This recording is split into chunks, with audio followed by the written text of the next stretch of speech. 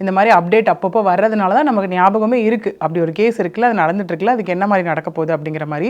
இதில் பெரிய திருப்பு முனையாக பார்க்கப்பட்டது வந்துட்டு கேஸ் எஸ்ஐடி வசம் ஒப்படைக்கப்பட்டது. அதாவது கோர்ட்டா முன் வந்து சுமூட்டோவாக எடுத்து ஸ்பெஷல் இன்வெஸ்டிகேஷன் டீம், நம்ம ஆல்ரெடி இது நிறைய பேசியிருக்கோம், 3 ஐபிஎஸ் பெண் அதிகாரிகள், அதாவது ஸ்னேகா பிரியா அவங்க தலைமையில் வந்து ஐமன் ஜமால், அதுக்கப்புறம் பிருந்தா, இவங்க 3 பேர் கொண்ட குழு கிட்ட அது ஒப்படைக்கப்பட்டு இந்த கேஸ் வந்து நம்ம நிறைய பார்த்தோம், ரொம்ப ஃபாஸ்ட்டாக நகரணும், அதாவது ப்ராப்பர் ரைட் வேல நகரணும் அப்படின்னு நம்ம யோசிச்சுட்டு இருந்தோம். அதனோட விளைவாக தான் அவங்க ஃபஸ்ட்டு அந்த 3 பேருக்கு நோட்டீஸ் அனுப்பி அவங்க வீட்டில் வந்து டாக்குமெண்ட் சீஸ் பண்ணது எல்லாமே, அதாவது வீடு வந்து வருவாய்த்துறை, பத்திரப்பதிவுத்துறை, அதுக்கப்புறம் மாநகராட்சிக்கு நிறைய விஷயங்கள் அதில் வெளியே வந்துச்சு. நம்ம ஆரம்பித்து இன்னும் நமக்கு விடை கிடைக்காமல் இருக்க ஒரே விஷயம், யார் அந்த சார்.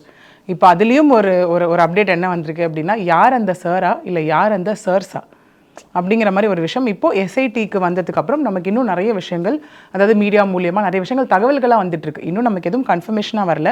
அது எல்லாமே எப்படி நேஷனல் கமிஷன் ஃபார் விமன் ஒரு ரிப்போர்ட் சப்மிட் பண்ண போகிறாங்களோ அந்த மாதிரி எஸ்ஐடி ஒரு ரிப்போர்ட் சப்மிட் பண்ணும்போது தான் அது தெரிய வரும்.